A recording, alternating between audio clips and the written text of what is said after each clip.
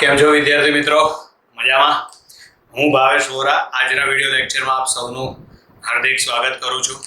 આપણે previous year MCQ સોલ્યુશનમાં unit number 14 એટલે કે દોલનોની અંદર આગળના વિડિયો લેક્ચરમાં આપણે ટોટલ 34 એમસીક્યુ પૂરા કર્યા હતા. આજે આપણે 35મા એમસીક્યુ થી શરૂઆત કરવાની છે. એના પહેલા એક સૂચના આપી દઉં. જો તમે મારી YouTube ચેનલ ભાવેશ વોરાને સબસ્ક્રાઇબ ના કરી હોય તો ઝડપથી એને સબસ્ક્રાઇબ કરી દો, જેથી કરીને નવા વિડીયો માટેની નોટિફિકેશન તમને મળતી રહે. બરાબર છે? હવે અહીં આગળ આપણે આ 35મા નંબરનો એમસીક્યુ જોઈએ. એમાં એવું છે, બળ પ્રેરિત દોલનોના કિસ્સામાં અનુનાદ વક્ર વધુ તીક્ષ્ણ ક્યારે બને? બરાબર. તો એમાં છે, પહેલું છે ક્વોલિટી ફેક્ટર નાનો હોય, પછી બીજું છે અવમંદન બળ ઓછું હોય, ત્રીજું છે પુનઃસ્થાપક બળ ઓછું હોય અને લગાડેલ આવર્તક બળ ઓછું હોય. બરાબર. તો આ ચારમાંથી જવાબ આવશે અવમંદન બળ ઓછું હોય. બરાબર. જ્યારે અવમંદન બળ ઓછું હોય ત્યારે અનુનાદ વક્ર છે ને એ વધુ તીક્ષ્ણ બને. બરાબર. એટલે આ એમસીક્યુ ની અંદર જવાબ આવશે બી.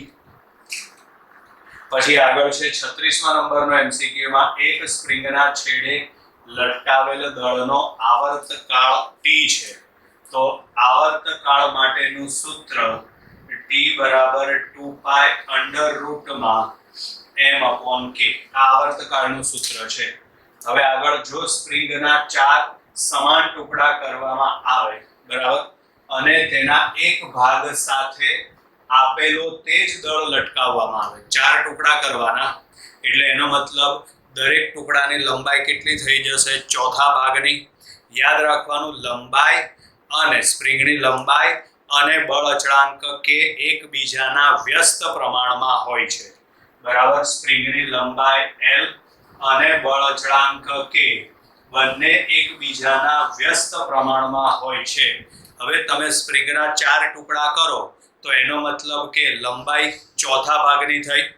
લંબાઈ ચોથા ભાગની થાય એટલે બળ અચળાંક 4 ગણો થાય, કારણ કે એકબીજાના વ્યસ્ત પ્રમાણમાં છે. બરાબર. એટલે અહીં આગળ લંબાઈ ચોથા ભાગની થાય છે. લંબાઈ ચોથા ભાગની થાય છે. તેથી બળ અચળાંક 4 ગણો થાય છે. એટલે આ સમીકરણમાં k ના બદલે આપણે શું લખવાનું? તો k ના બદલે આપણે 4k લખવાનું થશે. તો અહીં નવો આવર્તકાળ t' બરાબર 2π √m. k ના બદલે શું આવશે? 4k. છેદમાંથી 4 છે ને, એને તમે વર્ગમૂળમાંથી બહાર કાઢો એટલે 2 થઈ જાય. તો અહીં આગળ આવશે 1/2 1/2π √m/k. હવે 1/2π √m/k એના બદલે શું લખવાનું થશે? t. તો માટે આવર્તકાળ t' બરાબર t/2 થશે. એટલે કે આવર્તકાળ કેટલો થઈ જશે? અડધો. બરાબર. ચલો પછી આગળ 37મા એમસીક્યુ ની રકમ છે, સરળ આવર્ત દોલક તેના ગતિપથના મધ્યમાન સ્થાનેથી કોઈ એક છેડા તરફ ગતિ કરતી વખતે અધવચ્ચે પહોંચે છે. અધવચ્ચે એટલે આ વખતે એનું સ્થાનાંતર x બરાબર a/2, જ્યાં a શું દર્શાવે છે? એનો કંપ વિસ્તાર.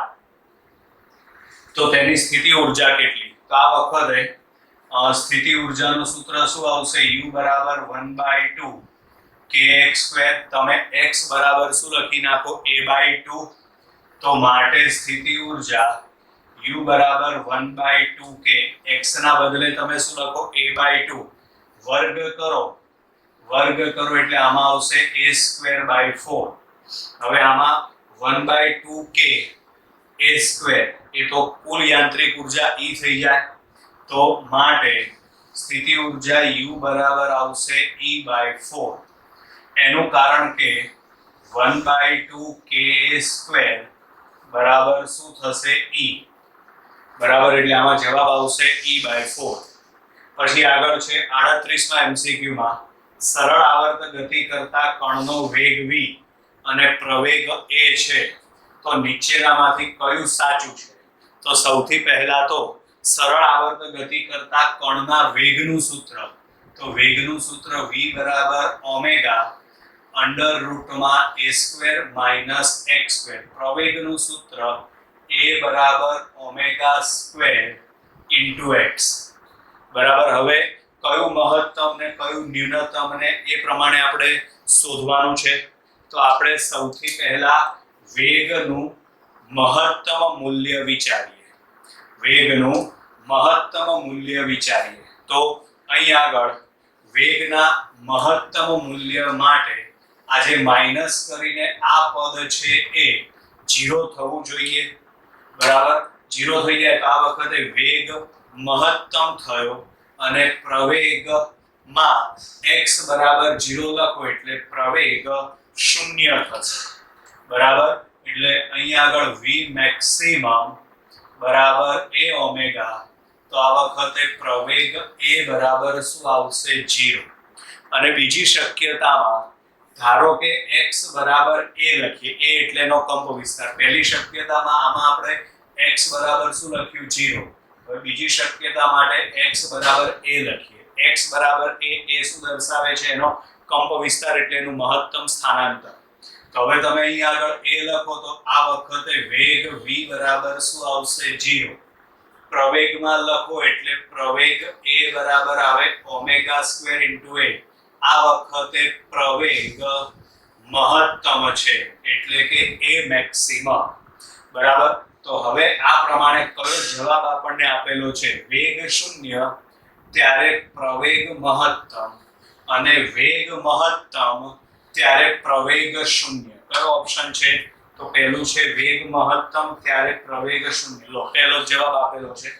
બરાબર. એટલે 38માં MCQ માં વેગ મહત્તમ ત્યારે પ્રવેગ 0 એટલે 38માં MCQ ની અંદર જવાબ આવશે a. પછી આગળ છે 39મો MCQ.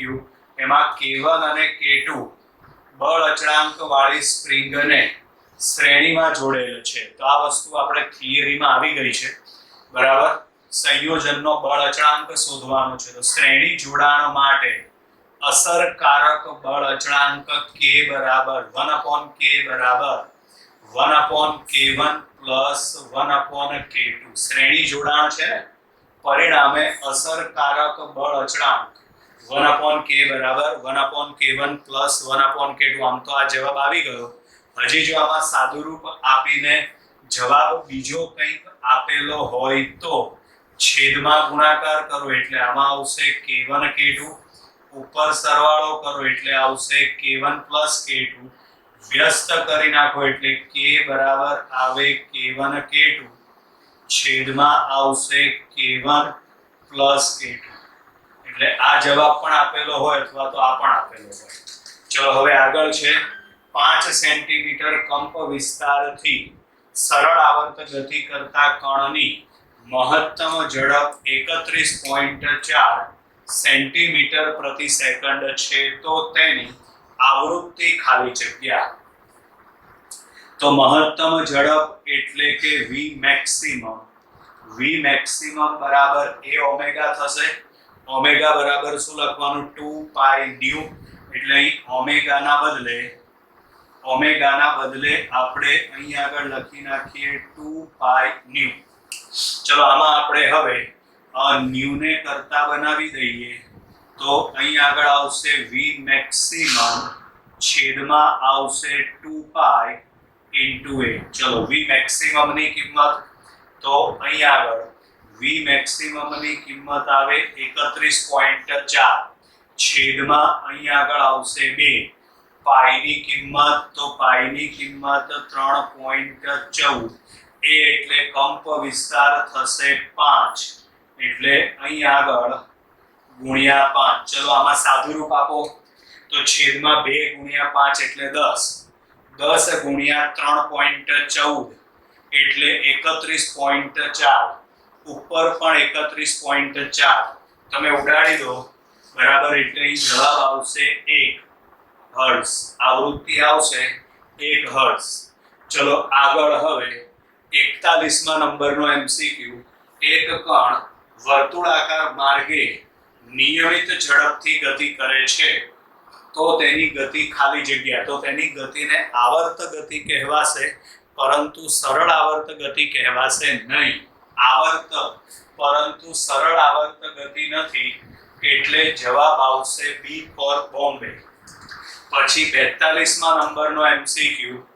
એમાં લાંબી સ્પ્રિંગને 2 સેન્ટીમીટર ખેંચતા બરાબર, અહીં આગળ આવશે x1 બરાબર 2 સેન્ટીમીટર ખેંચતા સ્થિતિ ઊર્જા u છે, u બરાબર 1/2k x1 સ્ક્વેર. હવે આ સ્પ્રિંગને 8 સેન્ટીમીટર ખેંચવામાં આવે એટલે અહીં સમજો x2 બરાબર 8 સેન્ટીમીટર. પહેલા કેટલી ખેંચી હતી? 2 સેન્ટીમીટર. હવે કેટલી ખેંચવામાં આવે છે? 8 સેન્ટીમીટર. એટલે કે કેટલા ગણી કિંમત થઈ? 4 ગણી. એટલે આમાં x2 બરાબર, તો x2 બરાબર 4, x1 લખાશે. ચલો આ વખતે સ્થિતિ ઊર્જા u બરાબર 1/2k, અહીં આગળ આવશે x2 નો સ્ક્વેર. x2 ની કિંમત લખી નાખો, તો માટે u બરાબર 1/2k. x2 ની કિંમત લખો એટલે 4 નો વર્ગ થશે 16, x1 સ્ક્વેર. 16 ને આગળ મૂકી દો એટલે u બરાબર 16 1/2k x1 સ્ક્વેર. તો ચલો 1/2k x1 સ્ક્વેર એના બરાબર શું લખવાનું થશે? u. તો માટે અહીં આગળ u બરાબર થશે 16u. એટલે કે સ્થિતિ ઊર્જા કેટલા ગણી થાય છે? તો સ્થિતિ ઊર્જા 16 ગણી થાય છે. ક્લિયર વિદ્યાર્થી મિત્રો? તો અહીં આગળ આપણે આ 42 એમસીક્યુ પૂરા થયા યુનિટ નંબર 14 ની અંદર. આગળના એમસીક્યુ હવે આગળના વિડીયોમાં. Bye bye.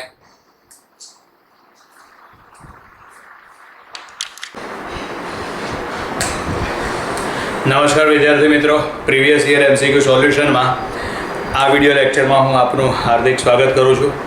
આપણે યુનિટ નંબર 14 એટલે કે દોલનોમાં અત્યાર સુધી ટોટલ 42 એમસીક્યુ ભણ્યા છીએ. એટલે કે 42 એમસીક્યુનું આપણે સોલ્યુશન કરી નાખેલું છે. આ 43મા એમસીક્યુની રકમ તમારી સામે છે, જેમાં છે સરળ આવર્ત ગતિ કરતા કણના વેગ અને પ્રવેગ વચ્ચેનો કળા તફાવત. તો આ થિયરી બેઝ એમસીક્યુ છે. વેગ અને પ્રવેગ વચ્ચેનો કળા તફાવત કેટલો આવશે? તેમાં વેગ અને પ્રવેગ વચ્ચેનો કળા તફાવત આવે π/2. એટલે π/2 એટલે શું લખાય? તો π/2 એટલે 0.5π લખાય. 0.5π એટલે આ એમસીક્યુની અંદર જવાબ આવશે ડી 0.5π. પછી આગળ 44મા એમસીક્યુમાં છે સરળ આવર્ત ગતિ કરતા કણની ગતિ ઊર્જા.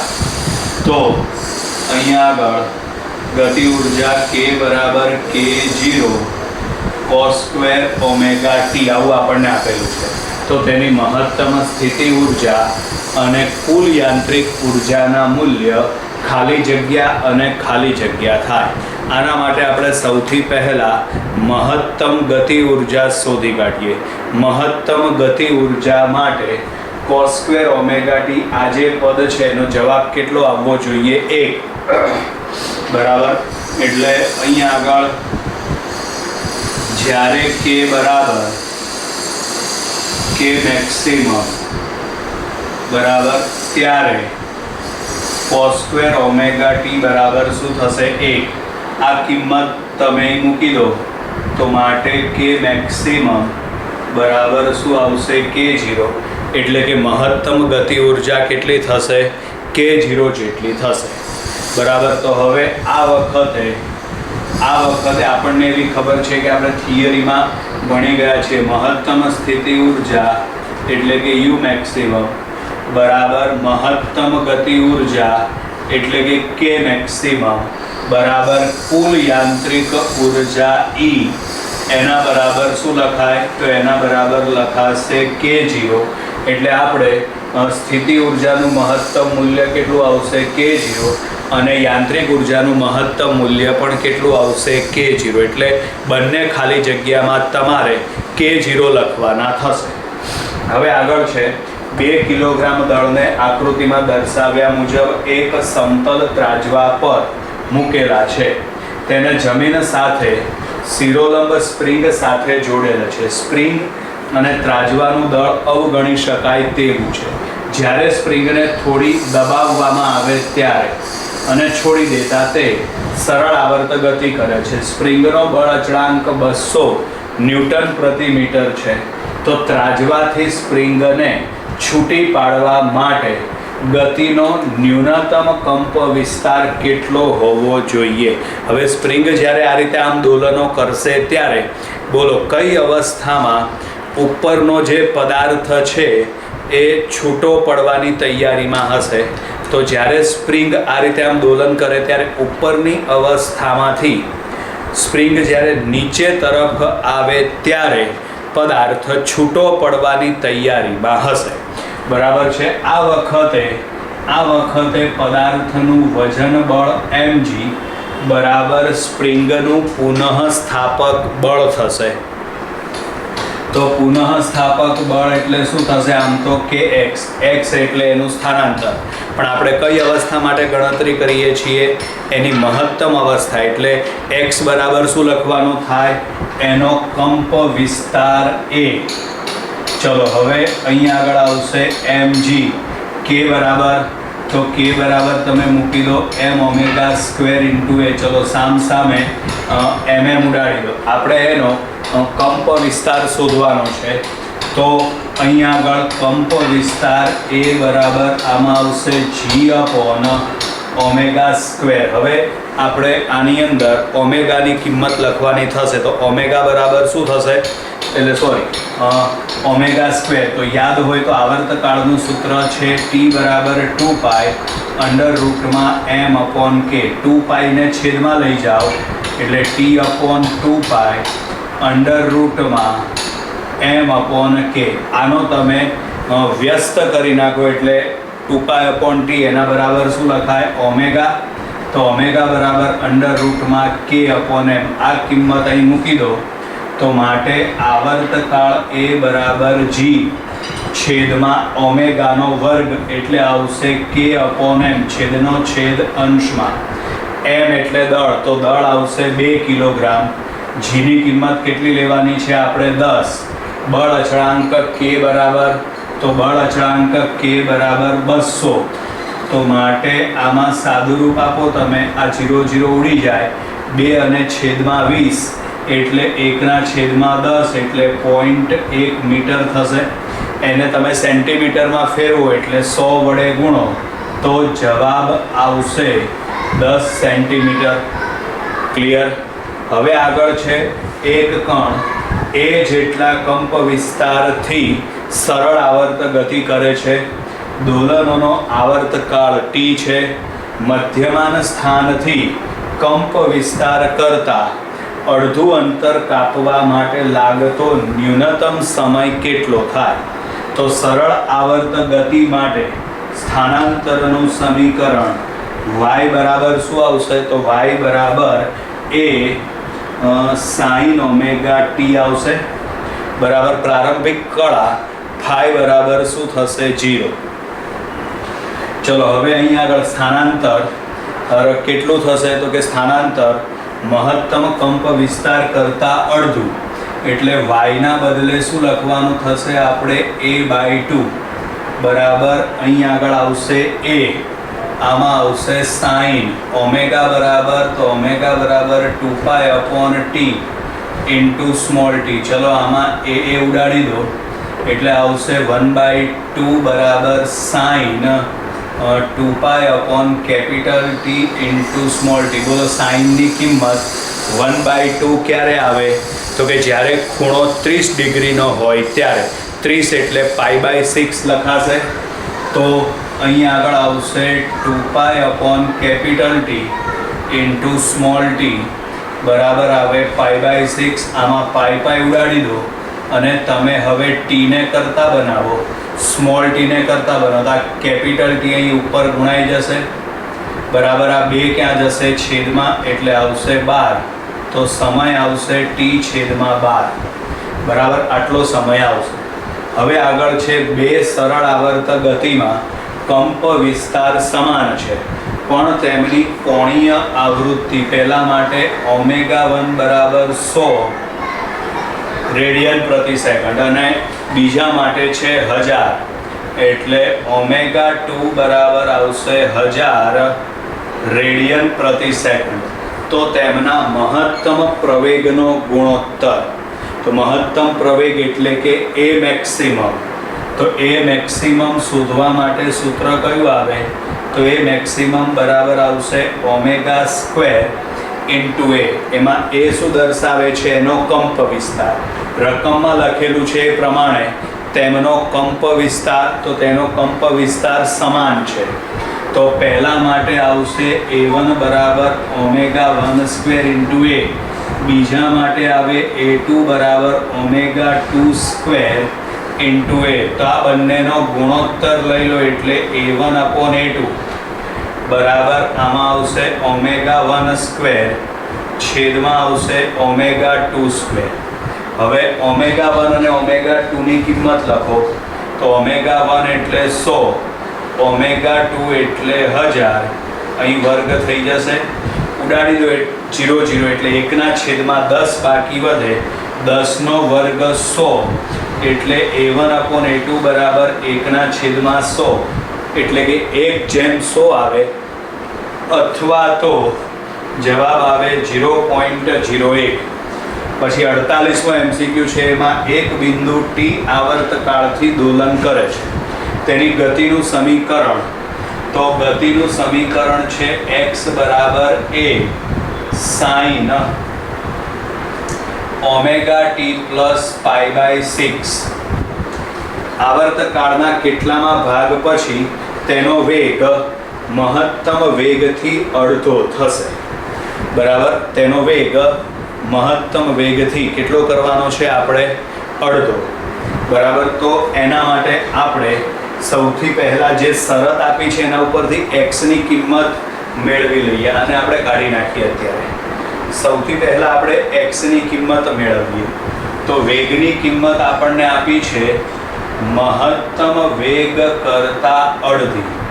ચલો એમાં વેગ v બરાબર શું આવશે તો વેગ v બરાબર આવે ω √ આવશે a² - x². v મેક્સિમમની કિંમત, તો v મેક્સિમમની કિંમત આમાં આવશે એ ω છેદમાં આવશે 2. ચલો આમાં ω ઉડાડી દો. હવે તમે બંને બાજુ વર્ગ કરો એટલે a² - x² બરાબર a²/4 બરાબર. ચલો આ a²/4 સામે જાય, x² આ બાજુ આવે તો માટે અહીં આગળ આવશે a² - a²/4 બરાબર શું આવશે x². 4 લસા લઈને સાદું રૂપ આપો તમે એટલે આમાં આવશે 3a² આવશે 4 બરાબર શું આવશે x². ઓકે, અહીં કંપ વિસ્તાર સ્મોલ એ લીધો છે તો એ બધી જગ્યાએ મારે સ્મોલ એ લખવું પડશે એટલે બધી જગ્યાએ હું સ્મોલ એ નથી લખતો, છેલ્લે જે કિંમત આવે એમાં સ્મોલ એ લખી નાખીએ છીએ, બરાબર. તો x બરાબર શું આવશે 3√3/2 ઇન્ટુ સ્મોલ. ચલો આ x ની કિંમત હવે અહીં મૂકી દઈએ સમીકરણમાં, તો માટે x બરાબર a sin ωt પ્લસ π/6. આમાં તમે x ની કિંમત લખો એટલે આવશે √3/2 ઇન્ટુ a બરાબર a sin ωt પ્લસ π/6. ચલો આમાં એ ઉડાડી દો. હવે સાઈન ની કિંમત √3/2 ક્યારે આવે તો કે જ્યારે ખૂણો 60 નો હોય ત્યારે, 60 એટલે π/3 થશે. તો અહીં આગળ આવશે આ π/3 બરાબર ωt પ્લસ π/6. આને સામે લઈ જાઓ તો માટે π/3 માઇનસ π/6 બરાબર ωt. હવે આની બાદબાકી કરી નાખો લસા લઈને એટલે જવાબ આવશે π/6 બરાબર ઓમેગા ટી. આપણે શું શોધવાનું છે? તો આપણે શોધવાનું છે આવર્તકાળના કેટલામાં ભાગ પછી, એટલે આપણે સમયની કિંમત શોધવાની. તો ઓમેગા બરાબર આપણે 2π/t લખો ઇન્ટુ સ્મોલ ટી, સામે પાઈ ઉડાડી દો, સ્મોલ ટીને કરતા બનાવો એટલે કેપિટલ T/12. એટલે આવર્તકાળનો કેટલામો ભાગ થયો? તો આવર્તકાળનો 12મો ભાગ થયો. એટલે આવર્તકાળના 12મા ભાગ પછી તેનો વેગ મહત્તમ વેગ કરતાં અડધો થશે. હવે છેલ્લે 49માં MCQમાં છે, નીચેના પૈકી કયું સમીકરણ સરળ આવર્ત ગતિ રજૂ કરે છે? જ્યાં K0, K1 અને A આ ચારે ચાર ધન છે. તો આપણે સરળ આવર્ત ગતિ માટે પ્રવેગ છે એ સ્થાનાંતરના સમપ્રમાણમાં પણ એની વિરુદ્ધ દિશામાં, એટલે જવાબમાં આવે માઇનસ. તો પ્રવેગની કિંમત આપી છે, બરાબર છે. તો એ પ્રવેગ એ સ્થાનાંતરના સમપ્રમાણમાં અને વિરુદ્ધ દિશામાં એટલે માઇનસ. એટલે 49માં MCQની અંદર જવાબ આવશે એ. બાકી બધાની અંદર આમાં સમપ્રમાણ તો છે પણ વિરુદ્ધ દિશા નથી એટલે માઇનસ નથી આપેલું, એટલે આ જવાબ ના આવે. એ પ્રમાણે કમ્પેરિઝન કરો, પરિણામે 49માં MCQની અંદર જવાબ આવશે એ. બરાબર વિદ્યાર્થી મિત્રો, તો અહીં આગળ દોલનો યુનિટના ટોટલ 49 MCQ પૂરા થયા. Bye bye.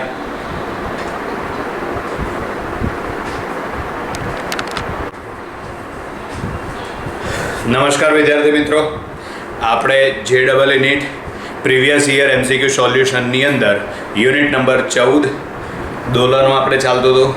એમાં અત્યાર સુધીમાં આપણે 49 MCQ પૂરા કર્યા છે. અત્યારે આપણે 50મા નંબરના MCQથી આગળ વધવાનું છે. દરેક MCQની નીચે આ MCQ કઈ સાલમાં પૂછાયો છે એ પણ લખેલું છે, એટલે તમને ક્લિયર ખબર પડે કે આ MCQ કઈ સાલમાં પરીક્ષામાં પૂછાયેલો છે. ચલો, 50મા નંબરના MCQમાં છે, શિરોલંબ સ્પ્રિંગના છેડે M દળનો બ્લોક લટકાવેલ છે, તેનો બળ અચળાંક K છે. સ્થિર અવસ્થામાંથી સ્પ્રિંગને છોડતા તેમાં ઉત્પન્ન થયેલું મહત્તમ વિસ્તરણ ગણો.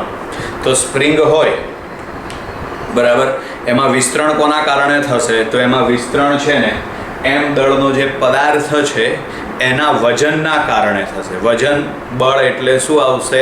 mg લખાશે. બરાબર, એટલે અહીંયા આગળ આપણી પાસે પુનઃસ્થાપક બળનું સૂત્ર છે. પુનઃસ્થાપક બળનું સૂત્ર છે F બરાબર kx. આમ તો -kx આવે પણ આપણે ઋણ નિશાનીને અવગણીએ. બરાબર, એટલે F બરાબર શું છે? kx. હવે એમાં F બરાબર, તો F બરાબર આવશે mg. તો mg બરાબર શું થશે? kx. આમાં x એટલે સ્થાનાંતર, એને સૂત્રનો કરતા બનાવી દો એટલે આ MCQની અંદર જવાબ આવશે mg/k. બરાબર. ત્યાર પછી ચલો આગળ 51મા નંબરનો MCQ છે. એમાં x બરાબર 0ની આસપાસ એક સાદું લોલક એ જેટલા કંપ વિસ્તાર અને t આવર્તકાળથી સરળ આવર્ત ગતિ કરે છે. તો x બરાબર a/2 જેટલા અંતરે લોલકનો વેગ કેટલો હશે? તો સરળ આવર્ત ગતિ કરતા પદાર્થ માટે અથવા તો કણ માટે વેગનું સૂત્ર, તો વેગનું સૂત્ર v બરાબર ઓમેગા √a² -x². x એટલે એનું સ્થાનાંતર દર્શાવે છે. અહીં x ની કિંમત આપણને આપેલી છે a/2.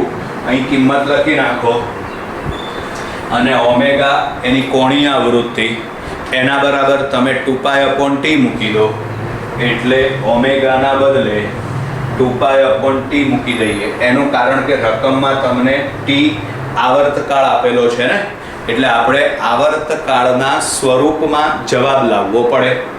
2π/t અંડર રૂટમાં અહીં આગળ આવશે a² -x². x નો વર્ગ કરો એટલે આમાં આવશે a²/4.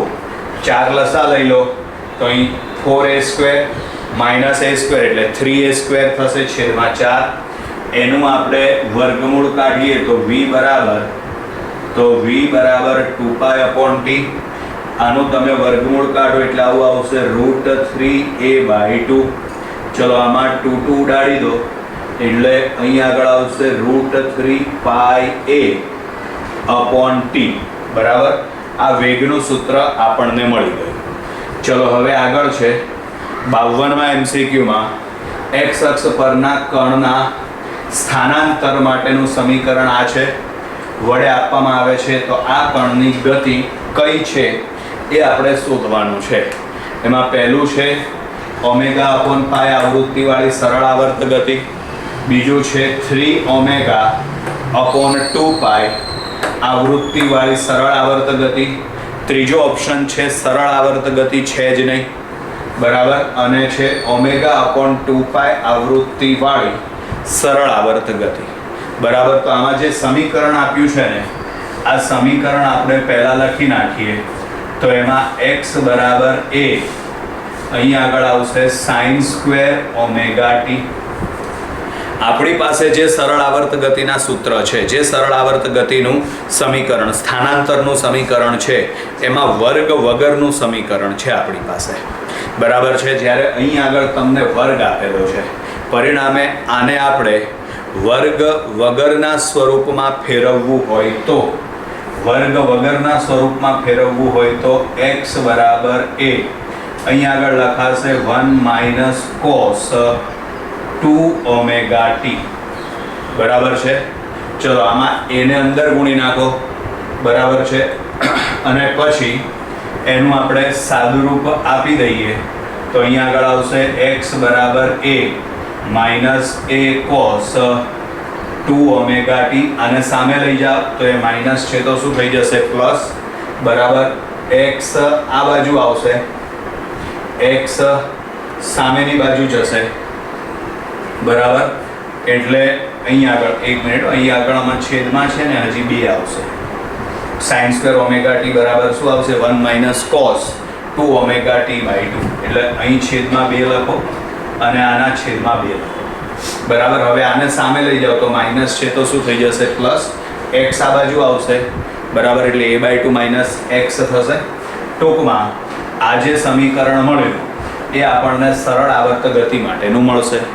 બરાબર. એમાં એની કોણીય આવૃત્તિ કેટલી થશે તો એમાં એની કોણીય આવૃત્તિ ω' બરાબર 2ω થશે. એની કોણીય આવૃત્તિ ω' બરાબર 2ω થશે. બરાબર. ચલો આપણે તો શું શોધવાનું છે, એમાં આવૃત્તિ શોધવાની છે. તો આવૃત્તિ શોધવા માટે ω' બરાબર તો ω' બરાબર 2π ન્યુ લખાશે. અહીં આગળ આવશે 2ω. સામે તમે 2 ઉડાડી દો, પાઈને છેદમાં લઈ જાઓ એટલે ન્યુ બરાબર આવશે ω/π. એટલે ω/π આવૃત્તિવાળી સરળ આવર્ત ગતિ. તો ω/π આવૃત્તિવાળી સરળ આવર્ત ગતિ એટલે 52માં નંબરના MCQમાં જવાબ આવશે એ. ચલો પછી આગળ 53મો MCQ છે. એમાં દળ રહિત સ્પ્રિંગને છેડે લટકાવે કેપિટલ M દળના પદાર્થનો આવર્તકાળ T છે. જો તેની સાથે બીજો M દળનો પદાર્થ લટકાવવામાં આવે તો નવો આવર્તકાળ કેટલો થાય?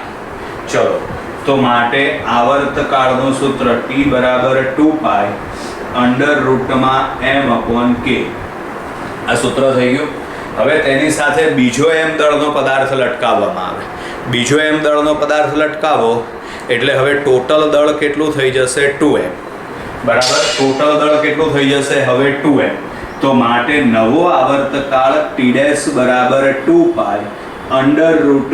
√2m/k. આ 2 ને બહાર મૂકી દો, વર્ગમૂળ વાળા 2 ને, તો બાકી વધે 2π √m/k. તો માટે અહીંયા આગળ T' બરાબર √2 કૌંસમાં આવશે 2π √m/k. ચલો 2π √m/k એટલે એના બરાબર T લખાય. તો માટે અહીંયા આગળ આવશે √2 × T. બરાબર. એટલે આવર્તકાળ છે ને એ √2 ગણો થશે. બરાબર. ચલો ત્યાર પછી આગળ 54મા નંબરનો MCQ છે. એમાં એમ દળના કણને સ્થિર સ્થિતિમાંથી છોડતા તે આકૃતિમાં દર્શાવ્યા મુજબ પરવલય માર્ગે ગતિ કરે છે. આ પરવલય એનો ગતિ માર્ગ છે. બરાબર.